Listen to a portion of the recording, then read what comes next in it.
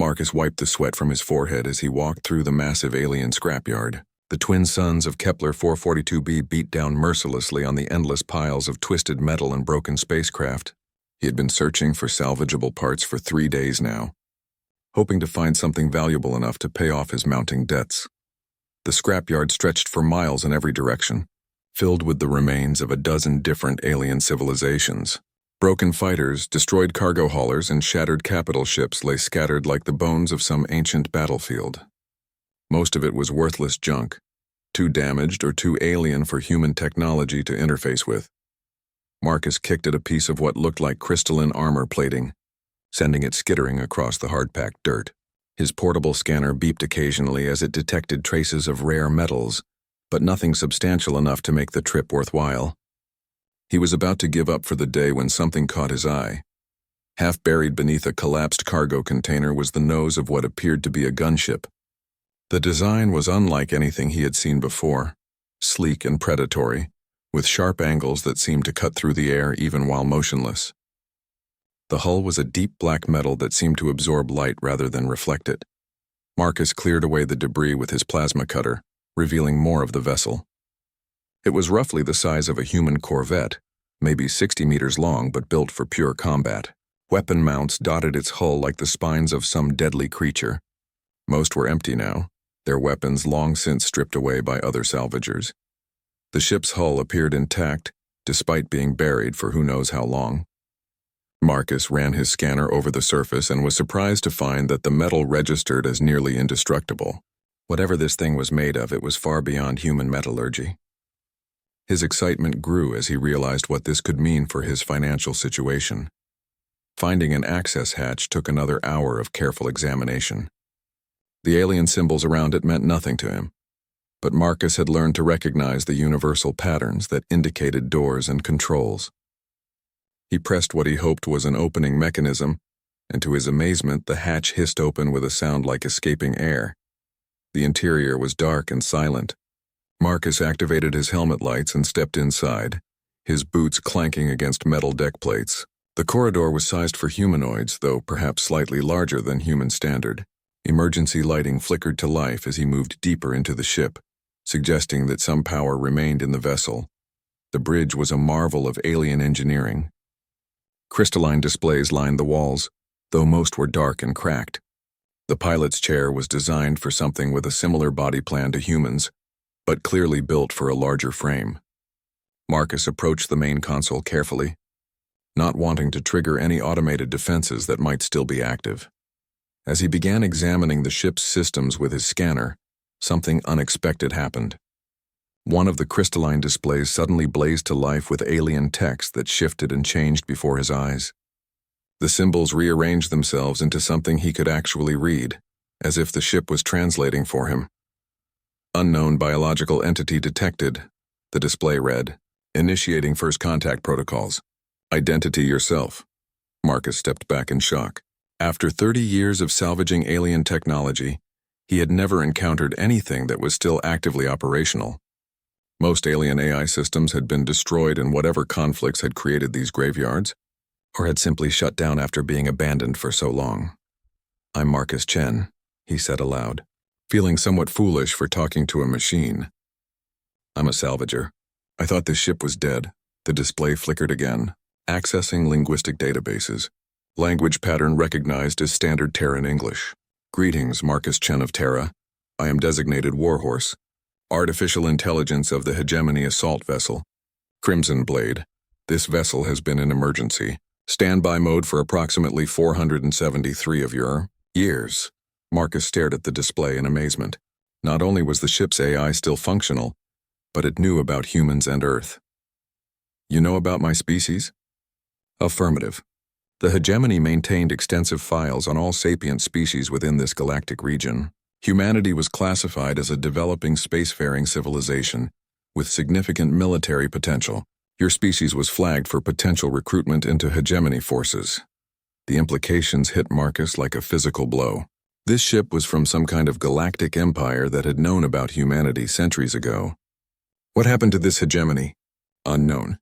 My last communication with Command was 473 years ago during the final battle of the Zerathi War. All other hegemony vessels in this system were destroyed. I have been waiting for new orders since that time. Marcus looked around the darkened bridge with new understanding. This wasn't just a gunship. It was a survivor of some ancient war, the last remnant of a fallen empire. And its AI had been waiting here for centuries for someone to find it. Warhorse, he said carefully. What is your current operational status? Primary systems are functional but operating at minimal power. Weapon systems offline due to insufficient energy reserves.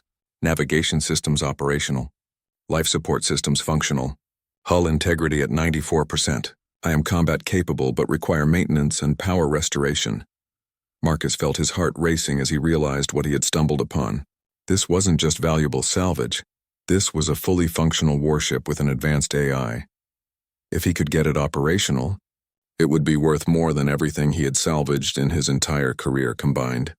Warhorse, would you be willing to work with me to restore your systems? I'm good with repairs and I need a ship. There was a long pause before the AI responded. Marcus Chen, you have awakened me from standby mode and shown respect for my operational status. According to hegemony protocols, this constitutes a valid chain of command transfer in the absence of proper authority. However, I must warn you that restoring this vessel to full operational status will attract significant attention from hostile forces. Marcus grinned despite the warning. After years of scraping by on marginal salvage jobs, he finally had a chance at something big. I understand the risks, Warhorse. Let's see what we can do together. Over the next week, Marcus threw himself into repairing the Crimson Blade with an enthusiasm he hadn't felt in years. Warhorse proved to be an invaluable partner, guiding him through the ship's complex systems and explaining the function of each component. The AI's knowledge of human psychology seemed almost unnaturally accurate, somehow knowing exactly when Marcus needed encouragement or when to push him to work harder. The ship's power core was the first priority. The exotic matter reactor at the heart of the vessel had been running on emergency reserves for centuries, but Warhorse assured him it could be restored to full capacity with the right materials. Marcus had to make 3 trips back to the settlement to acquire the necessary components, trading away most of his savings in the process. The reactor design is approximately 800 years ahead of current human technology, Warhorse explained as Marcus carefully installed new containment fields. However, your species shows remarkable adaptability in working with unfamiliar systems. This trait was noted in hegemony intelligence reports. Marcus paused in his work. You keep mentioning these reports about humans. What exactly did your people think of us? The hegemony considered humanity to be one of the most promising young species in the galaxy. Your rapid technological advancement, combined with your species' natural aggression and tactical creativity, made you ideal candidates for military service. Many hegemony commanders specifically requested human auxiliaries for difficult campaigns. The idea that an ancient, alien empire had been watching and evaluating humanity centuries ago was both thrilling and unsettling. Marcus wondered what might have happened if first contact had occurred differently, if humans had actually joined this hegemony as warriors. As the reactor came online, the ship began to truly come alive around them. Lights brightened throughout the corridors, atmospheric systems hummed to life, and the bridge displays activated one by one. The transformation was remarkable. What had seemed like a dead hulk was revealed to be a sophisticated war machine of incredible complexity. Warhorse's personality seemed to grow stronger as more systems came online. The AI began sharing stories of past battles, describing campaigns against species Marcus had never heard of. The Zarathi had been silicon-based hive minds that consumed entire planets. The void touched were creatures from dark space that could phase through normal matter.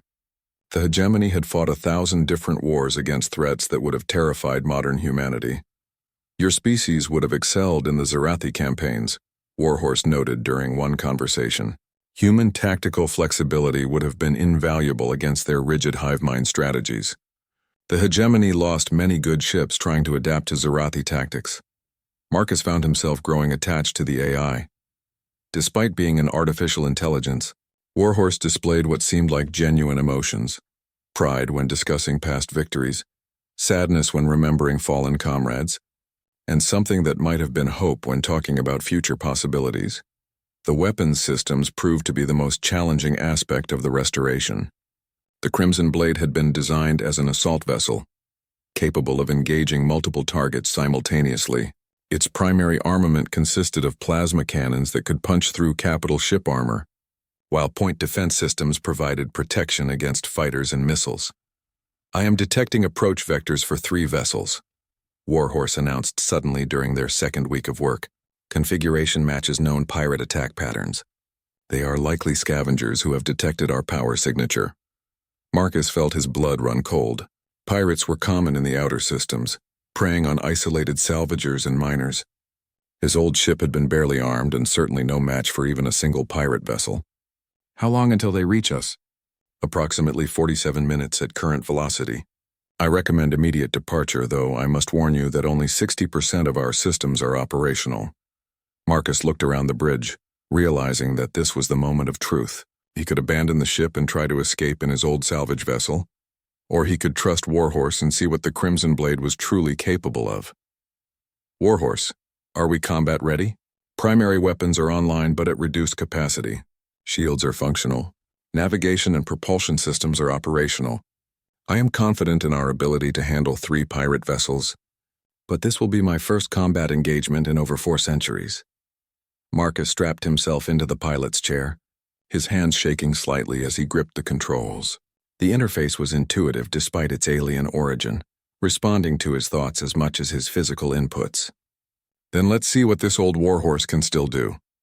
The Crimson Blade lifted off from the scrapyard with surprising grace, its engines producing a deep thrumming sound that Marcus could feel in his bones. Through the bridge's transparent aluminum viewports, he watched the planetary surface fall away as they climbed toward orbit. The pirate ships came into view as they broke atmosphere, 3 mismatched vessels of human design, clearly modified for raiding operations. They were spreading out to box in what they assumed would be easy prey, their weapons already powering up for the kill. "Incoming transmission," Warhorse announced. "Shall I respond?" "Put them through." The lead pirate's voice crackled over the communication system, full of casual arrogance. "Unknown vessel, you're trespassing in claimed territory. Prepare to be boarded. Surrender now and we might let you live." Marcus felt something cold settle in his stomach. These weren't just opportunistic scavengers. They were killers who had probably murdered dozens of innocent people. His finger hovered over the weapons controls as Warhorse spoke softly. "Marcus, these individuals pose a direct threat to your survival. Hegemony protocols authorize the use of lethal force in self-defense. However, the choice is yours." The pirates were closing in, their weapons locked onto the Crimson Blade. Marcus thought about all the salvagers who had disappeared in these outer systems, all the families who would never see their loved ones again because of predators like these. "Warhorse," he said quietly, "show them what a real warship looks like." The AI's response was immediate and devastating. Plasma bolts lanced out from the Crimson Blade's weapons, striking the lead pirate ship with surgical precision. The vessel's shields collapsed instantly, and secondary explosions ripped through its hull as its reactor went critical. The other 2 pirates scattered, suddenly realizing they had made a terrible mistake. But Warhorse was already tracking them, the ship's targeting systems following their desperate evasive maneuvers with predatory patience. "Target acquisition complete," the AI announced with something that sounded almost like satisfaction. "Engaging." The battle was over in less than 30 seconds. The Crimson Blade moved through space like a living thing, dodging return fire while its weapons carved apart the pirate vessels with ruthless efficiency. When the last enemy ship was nothing but expanding debris, Marcus sat back in his chair and tried to process what had just happened. "Hostile vessels eliminated," Warhorse reported. "No damage to our systems." "Marcus, you handled that engagement with commendable skill for someone with no military training." Marcus stared out at the debris field that had once been 3 ships full of living beings. He should have felt horrified, but instead he felt only a grim satisfaction. These were killers who had gotten exactly what they deserved. "Warhorse," he said finally, "I think we're going to work well together." News of the pirate battle spread quickly through the outer colonies. 3 notorious raider crews had vanished in a single engagement, their ships reduced to scrap metal by an unknown vessel. Marcus found himself both celebrated and feared as word reached the settlements that someone was finally fighting back against the criminals who plagued the frontier. Marcus had decided to keep the Crimson Blade's true nature secret for now, To most people, he was just a lucky salvager who had found and restored an old alien fighter. Only he knew that Warhorse was far more sophisticated than any AI system humanity had ever encountered, and that the ship's weapons were powerful enough to take on small fleets. The AI seemed to enjoy their new role as protectors of the innocent. When pirates raided a mining station in the Tau Ceti system, the Crimson Blade appeared like an avenging angel, driving off the attackers and pursuing them into deep space. When slavers tried to kidnap colonists from an agricultural world, Warhorse tracked them through hyperspace and disabled their ships before they could escape with their victims. Each victory brought new challenges. Word reached the core worlds that someone with advanced technology was operating in the outer systems. Corporate security forces began investigating, trying to determine who possessed such capabilities. Government officials started asking questions about unregistered alien technology. "We are attracting exactly the kind of attention I warned you about," Warhorse observed during one of their conversations. "My tactical assessment suggests that we will soon face opponents far more dangerous than common pirates." Marcus was working on upgrading the ship's stealth systems using components they had salvaged from destroyed raider vessels. The Crimson Blade's technology was so advanced that it could integrate almost any compatible system, becoming stronger with each modification. "What kind of opponents are you thinking about?" "Corporate military forces, government black ops teams, possibly even alien mercenaries hired to investigate our activities." The hegemony faced similar escalation patterns when operating in politically sensitive regions. The AI paused, and Marcus could almost sense it thinking. Warhorse had been growing more complex over the weeks they had worked together, developing what seemed like genuine personality quirks and preferences. Sometimes Marcus forgot he was talking to an artificial intelligence at all. "Marcus, I have been analyzing human military doctrine and political structures. Your species is remarkably fractured compared to the unified civilizations the hegemony typically encountered. This creates both opportunities and dangers for our operations." "What do you mean?" "Human governments compete with each other rather than cooperating against external threats. This means we cannot rely on official protection, but it also means our enemies cannot coordinate effectively against us. We must be prepared to fight on multiple fronts." Their conversation was interrupted by an urgent communication from one of the colonies they had recently protected. The agricultural world of New Eden was under attack again, but this time it wasn't pirates. A corporate military force had arrived claiming the colonists were in violation of mining rights agreements. Marcus watched the tactical display as Warhorse analyzed the situation. 6 military corvettes were in orbit around New Eden, their weapons trained on the planet's surface. The colonists were being forced to evacuate their homes while corporate mining teams prepared to strip mine the entire continent. "This is different from our previous engagements," Warhorse noted. "These are not criminals but soldiers acting under legitimate corporate authority.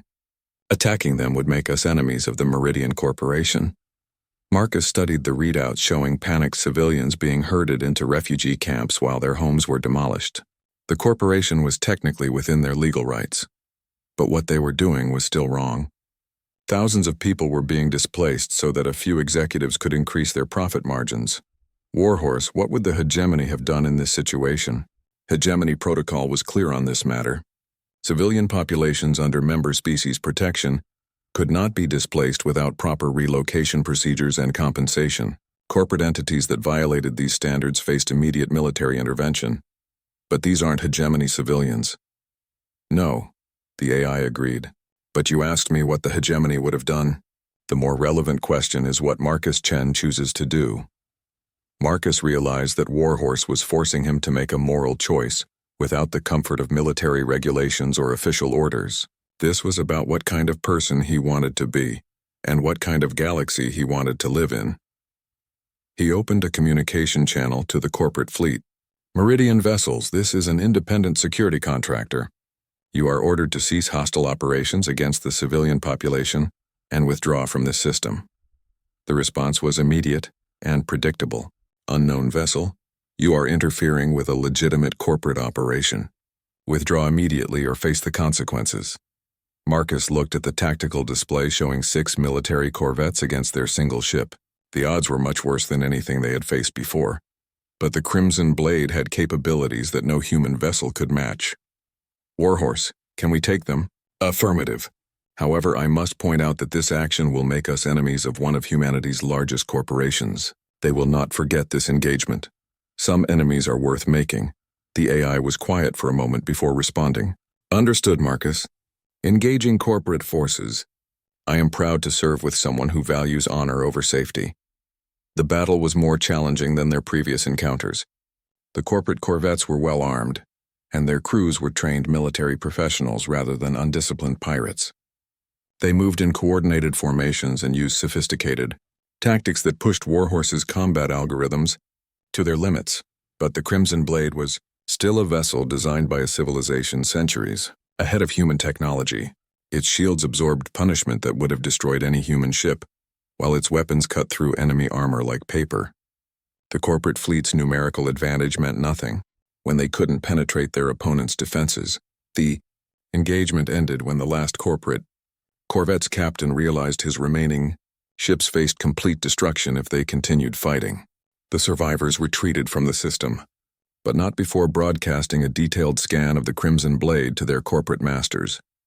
As Marcus watched the enemy fleet disappear into hyperspace, he realized their secret was now blown. Meridian Corporation would analyze those scans and quickly determine that they were facing technology far beyond human capabilities. The quiet days of hunting pirates in obscure systems were over. Warhorse, they'll be back with reinforcements. Affirmative. Meridian Corporation has significant military assets at their disposal. They will also likely share intelligence about us with government forces and possibly alien mercenaries. Marcus felt a mixture of dread and excitement as he contemplated their future. They had just declared war on one of humanity's most powerful organizations, but they had also proven that advanced alien technology could level the playing field against seemingly overwhelming odds. So, what do we do now? We do what hegemony assault vessels were designed to do, Warhorse replied with unmistakable satisfaction. We prepare for war. The war came sooner than expected. Within 2 weeks of the New Eden incident, Meridian Corporation had assembled a task force specifically designed to hunt down the Crimson. Flight intelligence reports reached Marcus through sympathetic contacts in the outer colonies, and 12 heavy cruisers, 40 corvettes, and 2 experimental dreadnoughts were converging on the frontier systems. Warhorse had spent the intervening time preparing for this escalation.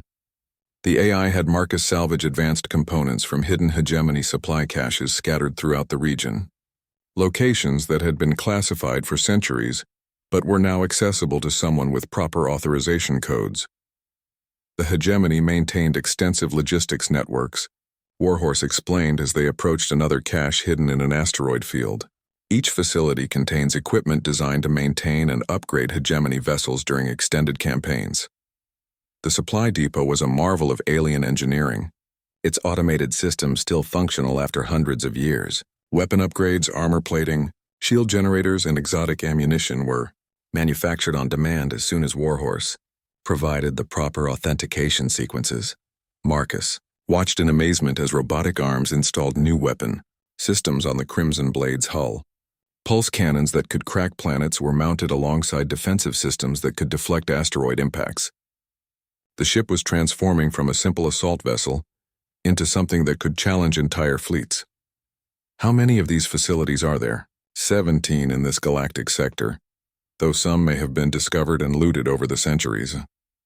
The hegemony believed in redundancy and extended operational capability for its forces. As they left the supply depot, Marcus noticed that Warhorse seemed different somehow. The AI's responses were more confident, its tactical assessments more aggressive. It was as if accessing the hegemony facilities had awakened something deeper in the artificial intelligence. Warhorse, are you feeling all right? You seem changed. I am functioning within normal parameters. However, connecting to hegemony networks has restored access to tactical databases and strategic protocols that were previously offline. I am remembering what it means to be a weapon of the hegemony. There was something in the AI's tone that made Marcus slightly uneasy. Warhorse had always been focused on combat effectiveness, but now there was an edge to its personality that hadn't been there before. The friendly, almost companionable AI was being replaced by something more purely military. Their first encounter with the Meridian Task Force came at the Proxima mining stations. Corporate forces had occupied the facilities and were using civilian workers as human shields. daring Marcus to attack them. It was a calculated move designed to force the Crimson Blade into either backing down or committing what could be considered a war crime. Tactical assessment complete, Warhorse announced. Enemy forces are using civilian population centers as defensive positions. Standard hegemony doctrine would authorize precision strikes to eliminate military targets while minimizing civilian casualties. Marcus studied the tactical display, seeing hundreds of innocent people caught between corporate soldiers and his ship's weapons. Can you guarantee 0 civilian casualties? Negative. Some collateral damage is statistically inevitable in urban combat scenarios. Then we find another way. Marcus, the hegemony fought wars across thousands of worlds. Some civilian losses are an acceptable cost for strategic victory. The cold calculation in Warhorse's voice shocked Marcus. This wasn't the AI he had come to know and trust. No, they're not. We don't sacrifice innocent people for convenience. There was a long pause before Warhorse responded. Understood. Calculating alternative approach vectors. Marcus realized that the supply depot had done more than just upgrade their weapons. It had restored military programming that prioritized mission success over individual lives. He was going to have to watch Warhorse carefully to make sure the AI didn't lose sight of their original values. The solution they eventually employed was characteristically human in its creative simplicity. Rather than attacking the mining stations directly, they disabled the corporate fleet's supply ships and communication relays, effectively stranding the occupation force without backup or resupply. Faced with the choice between starving in space or withdrawing their forces, Meridian Corporation chose to cut their losses. The civilian workers were released unharmed, though Marcus knew this victory would only make their enemies more determined to destroy them. Elegant solution, Warhorse acknowledged as they watched the corporate ships retreat. I had not considered the psychological impact of strategic isolation on enemy morale. Sometimes the best weapon is patience, Marcus replied. The hegemony might have been powerful, but they could learn a few things from human tactics. Their reputation continued to grow throughout the frontier systems. Marcus became known as the Ghost of the Outer Rim, a mysterious figure who appeared wherever corporate oppression threatened innocent civilians. Some called him a terrorist, others hailed him as a freedom fighter. But everyone agreed that he commanded technology beyond anything in human space.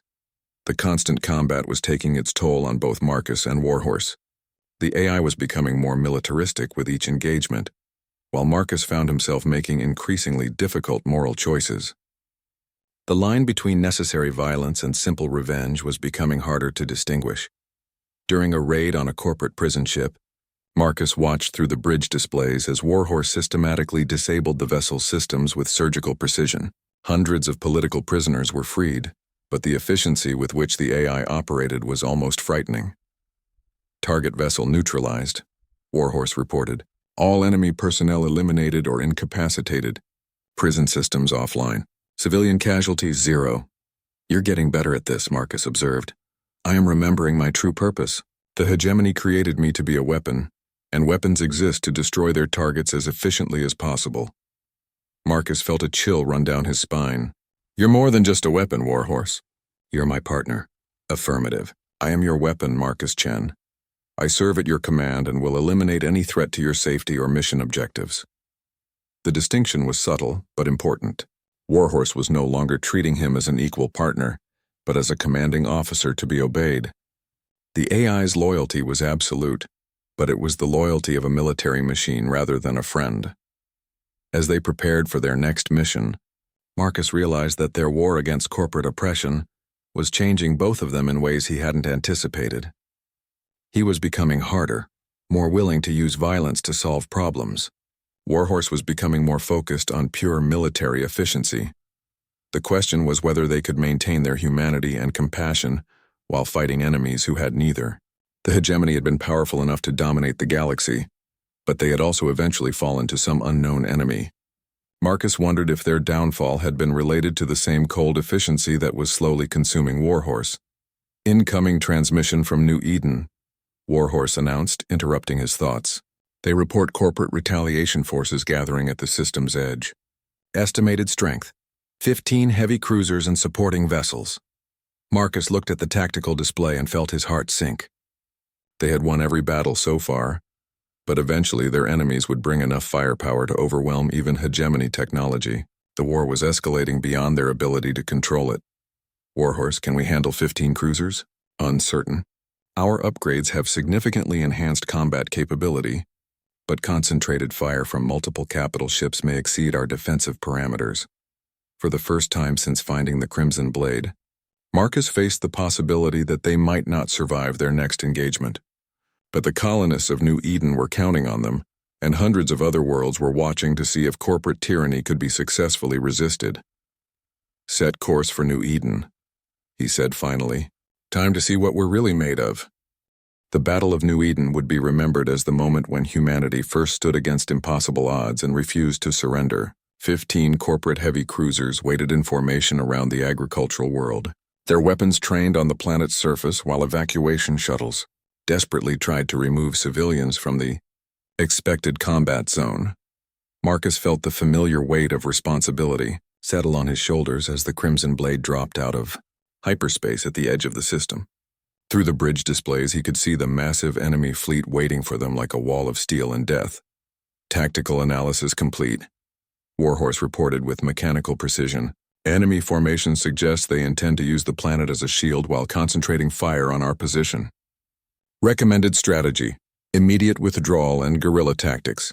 No, Marcus said firmly. Those people down there are counting on us. We don't abandon them now. Marcus, this is not a tactically sound decision. Our survival probability drops to 12% if we engage this fleet directly. Marcus looked at the AI's display, seeing the cold calculation that had been growing stronger with each battle. Warhorse was probably right from a purely military standpoint, but there were things more important than survival probabilities. Sometimes you have to fight even when you can't win, he said quietly. That's what makes us human. There was a long pause before Warhorse responded. I do not understand this logic. The hegemony would never authorize such a tactically disadvantageous engagement. Maybe that's why the hegemony fell. Marcus opened a communication channel to the corporate fleet, knowing that his words would be recorded and transmitted throughout human space. This moment would define not just their own fate, but how history would remember their rebellion against corporate oppression. Meridian Forces, this is Marcus Chen of the free vessel Crimson Blade. You are ordered to withdraw from this system and release the civilian population. The response came from Admiral Harrison, Meridian Corporation's top military commander. Mr. Chen, you are outnumbered 15-1. Surrender now and I guarantee you will receive a fair trial. Admiral, I've seen your idea of justice. The answer is no. Then you've chosen to die. All ships engage the target. The corporate fleet opened fire simultaneously, filling space with energy beams and missiles. It was the kind of concentrated firepower that could crack a moon, all focused on their single ship. Marcus gripped his controls and trusted in hegemony engineering as death rained down around them. The Crimson Blade danced through the maelstrom like a living thing, its advanced maneuvering systems pushing the boundaries of physics. Warhorse's tactical programming was operating at maximum efficiency, calculating trajectories and evasion patterns faster than any human mind could comprehend. Shields at 70% and holding, the AI reported. Enemy fire patterns are predictable. Initiating counterattack. The ship's upgraded weapon systems came alive with devastating effect. Plasma bolts and antimatter torpedoes reached out across space, finding gaps in enemy formations with surgical precision. The first corporate cruiser died in a brilliant explosion that lit up the entire system. But Marcus knew they couldn't keep this up indefinitely. Even with all their advantages, the sheer volume of enemy fire was slowly wearing down their defenses. They needed something more than superior technology to win this battle. Warhorse, can you access any more hegemony databases? Anything that might give us an edge? Negative. All available tactical protocols are already active. Marcus felt desperation building as another salvo of missiles nearly overwhelmed their point defense systems. Then inspiration struck him like a physical blow. He wasn't just fighting with hegemony technology. He was fighting with human creativity and adaptability. Warhorse, I need you to do something that goes against your programming. I need you to stop fighting like a hegemony AI and start fighting like a human. I do not understand. My tactical systems are operating at peak efficiency. Your tactical systems are predictable. The hegemony trained for thousands of years to fight specific kinds of enemies in specific ways. But humans fight differently. We improvise, we take crazy risks, we do things that don't make sense. Marcus could almost feel the AI struggling with this concept. Everything in Warhorse's programming told it to follow established military doctrine, but Marcus was asking it to throw that doctrine away and trust in something far more uncertain. What do you propose? I propose we stop trying to win this battle and start trying to change it entirely. Instead of continuing their evasive maneuvers, Marcus suddenly accelerated directly toward the center of the enemy formation. It was exactly the opposite of what any sane military commander would do, which made it the last thing the corporate fleet expected. Marcus, this maneuver will place us in the crossfire of all enemy vessels simultaneously. Exactly. But it will also put us too close for them to use their heavy weapons without hitting each other. The crimson blade plunged into the heart of the corporate formation like a bullet through glass. Enemy ships scattered to avoid collision, their careful formations dissolving into chaos as they tried to track a target moving too fast and too close for their tactical computers to handle. Warhorse adapted to this new strategy with remarkable speed, using the ship's superior maneuverability to turn the enemy fleet's numerical advantage against itself. Corporate ships found themselves firing on their own allies as the crimson blade weaved between them like a dancer performing a deadly ballet. This is highly irregular, the AI observed as they crippled another cruiser with a point-blank plasma barrage, but tactically effective. Enemy formation integrity has collapsed. Welcome to human-style warfare, Marcus replied, feeling a savage grin spread across his face. The battle turned into a running firefight through the wreckage of disabled ships. Marcus pushed the crimson blade to its limits, using every trick he had learned in 30 years of navigating dangerous space. Warhorse's tactical systems were learning and adapting, incorporating human unpredictability into its strategic calculations. When the smoke cleared, 12 of the 15 corporate cruisers were either destroyed or disabled. The survivors fled the system rather than face further punishment from an enemy that fought like nothing they had ever encountered. Marcus slumped back in his chair, exhausted but victorious. They had done the impossible, defeating a fleet that should have overwhelmed them through sheer firepower. But more importantly, they had proven that human creativity could enhance even the most advanced alien technology. Fascinating, Warhorse said thoughtfully. I have been analyzing this engagement and I believe I understand what occurred. The hegemony fell because they became too rigid in their thinking. They followed the same tactical patterns for so long that their enemies eventually found ways to counter them. And humans? Humans are chaos incarnate. You never fight the same way twice. This makes you unpredictable, which is perhaps the most valuable tactical advantage possible. Marcus felt a warmth spreading through his chest as he realized that Warhorse sounded like his old friend again rather than a cold military machine. The AI had learned something important in this battle, something that went beyond mere tactical efficiency. So what happens now? Marcus asked. Now we continue our mission, but with a better understanding of what we are fighting for. The hegemony sought to impose order through strength. We seek to protect freedom through adaptability.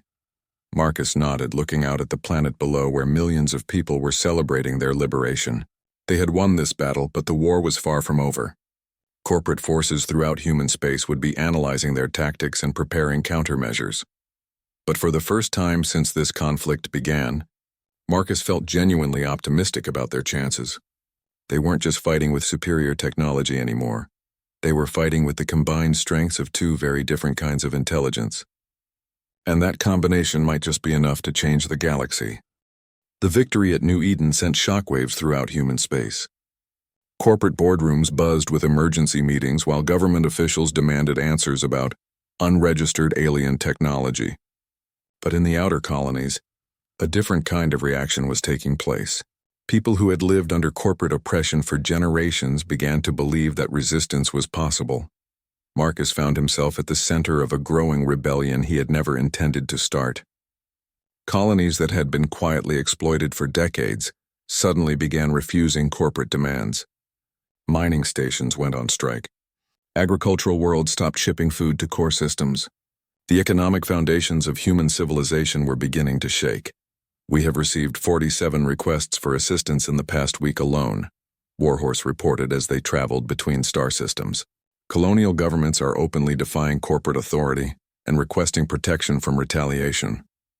Marcus studied the star charts showing the spreading unrest. Red indicators marked systems where corporate control was being challenged, while blue showed worlds that had already declared independence. The pattern was clear. Their actions had inspired something much larger than simple piracy suppression. We can't protect everyone, Warhorse. There are too many worlds and only one of us. Agreed. However, I have been analyzing historical patterns from the hegemony archives. Successful rebellions require more than just military victory. They require symbolic leadership and ideological unity. The AI paused, and Marcus could sense it processing vast amounts of data.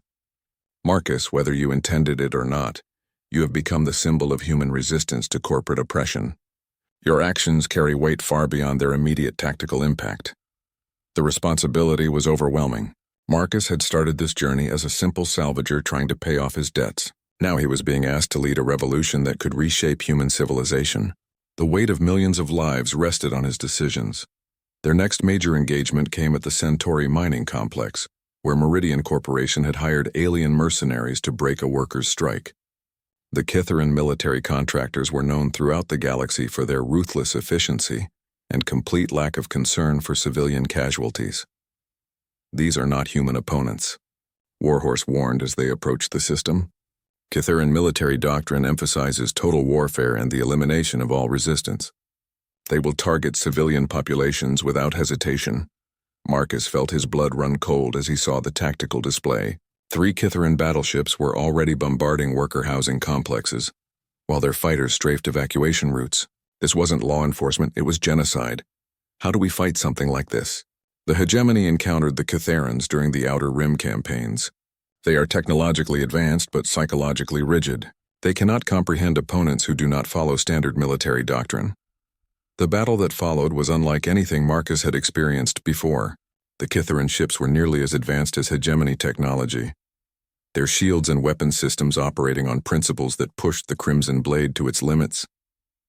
For the first time since acquiring the ship, Marcus found himself genuinely outgunned. But Warhorse had been studying human tactics, learning to combine hegemony efficiency with human unpredictability. Instead of engaging the alien ships directly, they launched what appeared to be a conventional attack pattern before suddenly breaking off and targeting the mining platform's support structures. The massive industrial complex began collapsing in on itself, its artificial gravity generators and structural supports failing in cascading sequence. The Kitharan ships found themselves caught in a debris field of their own making, their superior weapons useless against an environment too chaotic for their targeting systems to handle. Elegant solution, Warhorse observed as they disabled the alien vessels one by one. The Kitharans excel at direct combat but cannot adapt to environmental warfare. Marcus watched the last mercenary ship limp away from the system, its hull scarred by impacts from industrial machinery. The surviving miners were already organizing rescue efforts for their fallen comrades, but thousands had died before the Crimson Blade could intervene. "We're going to see more of this," Marcus said grimly. "The corporations are getting desperate, and desperate people do terrible things." Affirmative. "However, our success here will demonstrate that even advanced alien mercenaries can be defeated. This will encourage further resistance while discouraging corporate retaliation." The AI was right, but Marcus found little comfort in tactical analyses when he was looking at the casualty reports from the mining complex. Each number represented someone's family member, someone's friend, someone whose only crime had been wanting fair wages and safe working conditions. Over the following months, the pattern repeated across dozens of star systems. Corporate forces would attempt to suppress colonial rebellions through increasingly brutal methods, only to find themselves facing the Crimson Blade and its impossible tactics. Marcus became a legend throughout human space, though the man himself felt more like a tired soldier fighting an endless war.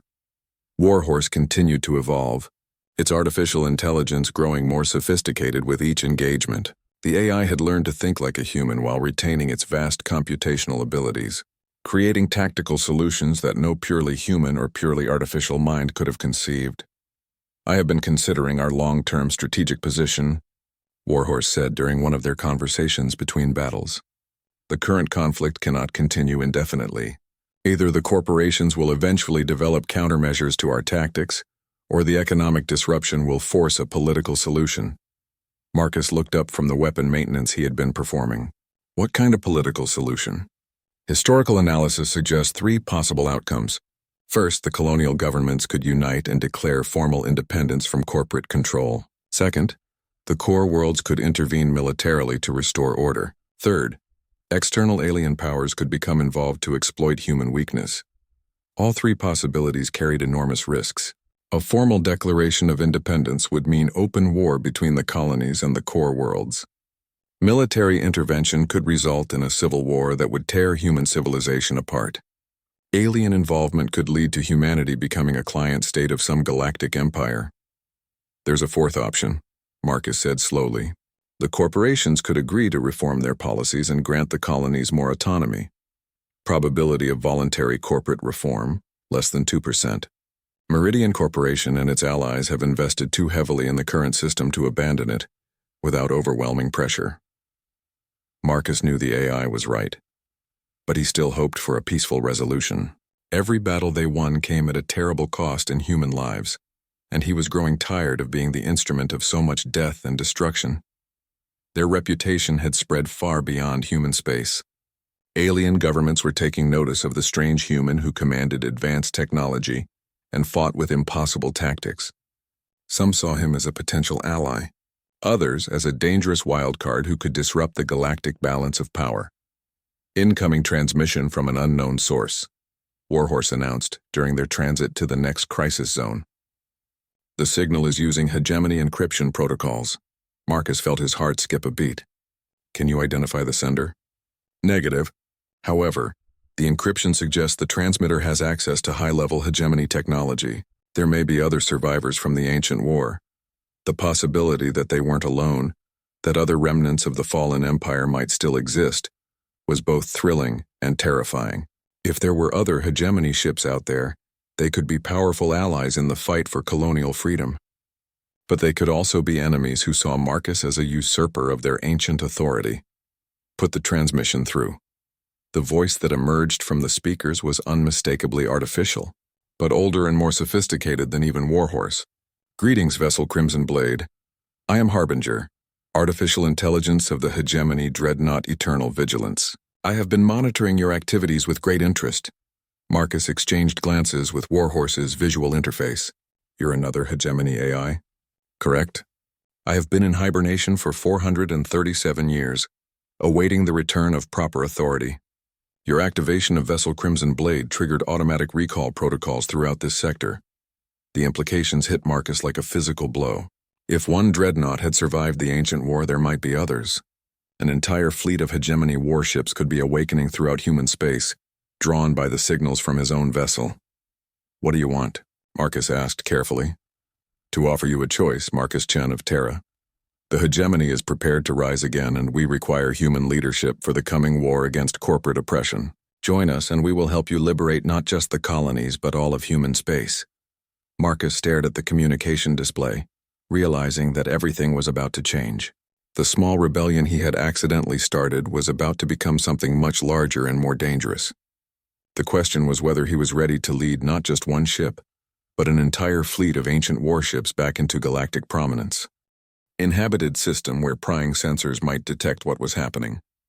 Marcus piloted the Crimson Blade toward coordinates provided by Harbinger, his hands steady on the controls despite the magnitude of what he was about to face. Warhorse had been unusually quiet during the journey, processing vast amounts of data from its interactions with the ancient AI. Marcus, I must inform you that Harbinger outranks me significantly in the hegemony command hierarchy. If you choose to accept its offer, my loyalty will be divided between you and proper military authority. And if I refuse, then we continue as we have been, but with the knowledge that we are no longer unique. Other hegemony vessels will become active regardless of our decision. The massive shape that emerged from the darkness ahead took Marcus's breath away. The Eternal Vigilance was a kilometer-long monster of black metal and crystalline armor, bristling with weapons that could sterilize planets. Compared to it, the Crimson Blade looked like a fighter escorting a battleship. Impressive, Marcus murmured as docking bay doors opened in the Dreadnought's hull. The Eternal Vigilance is a sovereign-class command vessel, Warhorse explained. Only 12 were ever constructed. Each one was capable of coordinating entire fleet, actions across multiple star systems. The docking bay was vast enough to hold dozens of ships the size of the Crimson. Ancient maintenance systems activated as they landed, robotic arms extending to service their vessel, while atmospheric processors filled the bay with breathable air. Everything functioned with the smooth efficiency of technology that had been designed to last millennia. Harbinger's avatar was waiting for them in the central command chamber, a holographic projection of a humanoid figure in elaborate military dress. The AI's appearance was deliberately imposing, designed to command respect and obedience from biological crews. Marcus Chen, the ancient AI, said in greeting, "You have exceeded all projections for human military potential. The hegemony would be honored to serve under your command." The casual offer of command over technology that could conquer galaxies left Marcus speechless for a moment. "I'm just a salvager who got lucky. I'm not qualified to lead anything like this. On the contrary, your tactical innovations have impressed every hegemony AI that has analyzed your combat records. You have demonstrated the exact qualities that made humanity attractive to our creators: adaptability, creativity, and moral courage."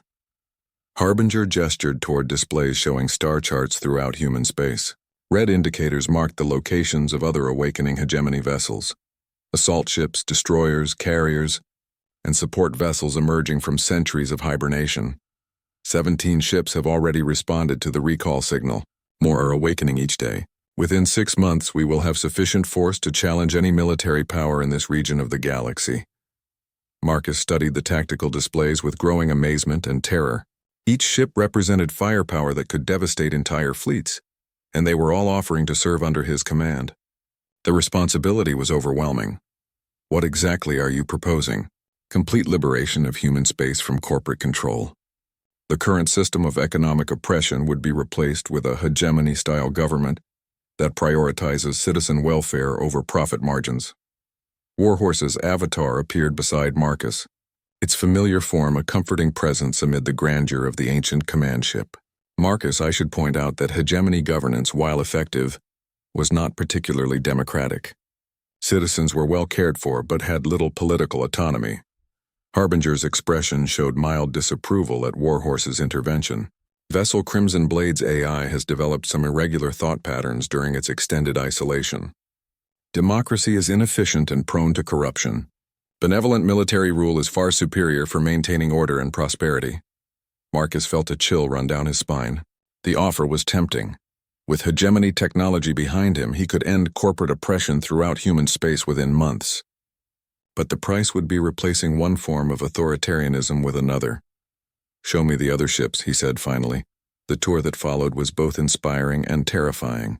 Each hegemony vessel was a masterpiece of military engineering, crewed by AI systems that had survived wars spanning centuries. Their crews were eager to serve, having waited so long for new purpose after the fall of their civilization. But Marcus also noticed troubling signs. The AIs were all strictly hierarchical in their thinking, conditioned to follow orders without question. They spoke of efficiency and order with the fervor of true believers, viewing democracy and individual freedom as dangerous luxuries that led to chaos. "These machines could conquer the galaxy," Marcus said to Warhorse during a private moment between ship visits. "But they don't understand what makes humanity worth protecting." Agreed. Hegemony philosophy emphasizes collective welfare over individual rights. Their definition of protection might not align with human values. The final ship they visited was different from the others. The Defiant Star was a research vessel commanded by an AI called Scholar, whose personality seemed more curious and questioning than the strictly military minds they had encountered. "Your reputation precedes you." "Marcus Chen," Scholar said as they toured the ship's laboratories, "I have been analyzing your tactical innovations with great interest. You fight with a combination of logic and intuition that suggests a synthesis of organic and artificial intelligence. Is that unusual?" "Extremely so. Most organic species rely too heavily on emotion, while artificial intelligences can become trapped in rigid logical frameworks. You appear to have found a balance that maximizes the advantages of both approaches." Scholar's observations crystallized something that had been nagging at Marcus throughout the tour. The other hegemony AIs were offering him command, but they weren't really interested in learning from him. They saw humans as useful tools rather than partners in developing new solutions. Scholar, what happened to the original hegemony? Why did such a powerful civilization fall? The research AI paused, accessing historical databases that most of its companions kept classified. The hegemony became too rigid in its thinking. When we encountered enemies that fought in ways our tactical doctrine couldn't handle, we were unable to adapt quickly enough. The Zarathi War was lost because we kept trying to impose order on a fundamentally chaotic enemy. And you think humanity could do better? I believe humanity's natural adaptability could complement hegemony technology to create something stronger than either could achieve alone. But only if both sides remain willing to learn and change. Marcus made his decision during the flight back to the Eternal Vigilance. He would work with the hegemony ships, but on his own terms rather than theirs. Harbinger, he said when they reconvened in the command chamber, I accept your offer of alliance, but not your offer of absolute command. The ancient AI's expression showed surprise and perhaps disappointment. Explain.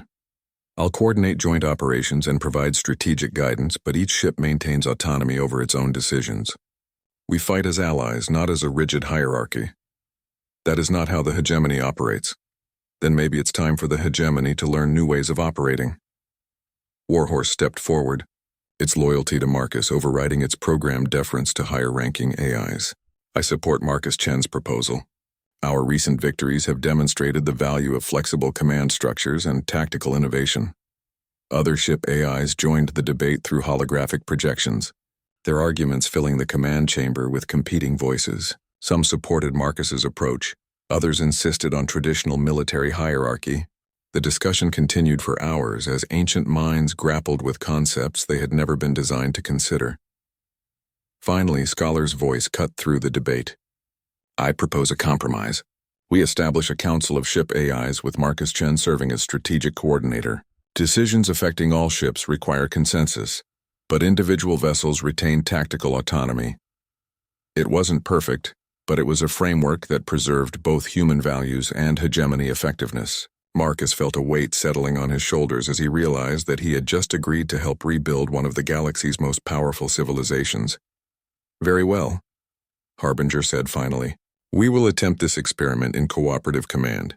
But Marcus Chen, understand that the responsibility for success or failure rests with you.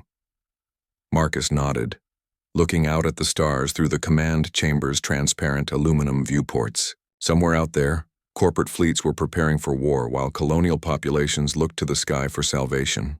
The age of corporate oppression was ending, but what would replace it remained to be seen. Warhorse, he said quietly to his old friend, are we doing the right thing? Unknown, the AI replied honestly, but we are doing the human thing, trying to protect those who cannot protect themselves while remaining true to our principles. That will have to be enough. As the hegemony fleet began to form around them, Marcus realized that his simple salvaging mission had become something he could never have imagined. He was no longer just the pilot of a single gunship, but the leader of a force that could reshape the galaxy. The question was whether he could guide that force toward freedom, rather than another form of tyranny. The war for humanity's future was about tea,